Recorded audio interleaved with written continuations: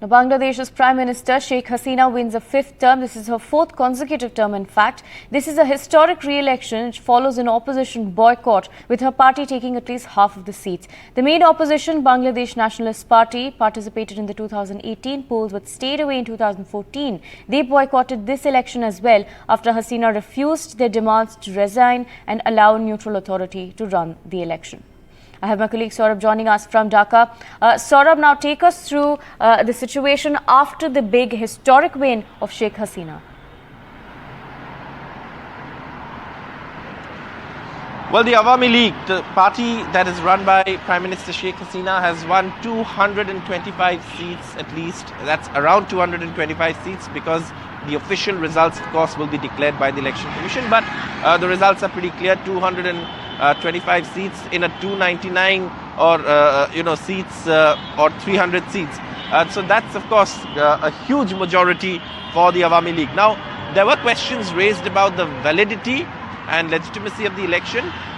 Here's what the Election Commission or the Bangladesh Awami League says. They say that, look, 40% is the turnout. Around 40% people have come and voted and exercised their right to vote. In such a context, if you look at some of the European democracies, there are several cases where the turnout has been less than 40%, sometimes even 30%, and no one has questioned the legitimacy or validity of those elections. So why should Bangladesh be any different? That's the Awami League's defense. Secondly, they say that 40% people is not a small number. They've all cast their vote and chosen the Awami League. And it would be unfair to say, they say, that there was no opposition, because while the main opposition party stayed out of the elections, the BNP, there were splinter factions of the BNP that participated, and also other parties like the Jatiyo Party also that participated, and there were independents as well. That's the election validity part. Now, Prime Minister Sheikh Hasina is all set to take charge of Bangladesh for a fifth term as Prime Minister. And what does this mean for India or the other countries? This is an extremely important geopolitical region.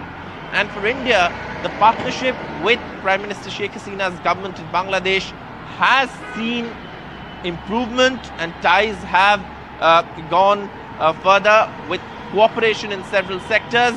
Power, ports, these are extremely important sectors, and cooperation in these sectors needs to continue.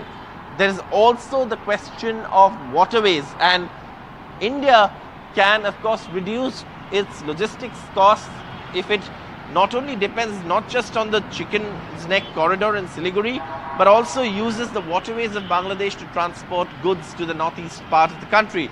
And in that context also, the India-Bangladesh relationship is an extremely important one, and India will be watching closely, with this continuity in power for Prime Minister Sheikh Hasina, and perhaps attempt to take this India-Bangladesh partnership under the Act East policy of the Prime Minister of India to a new level, to a next level.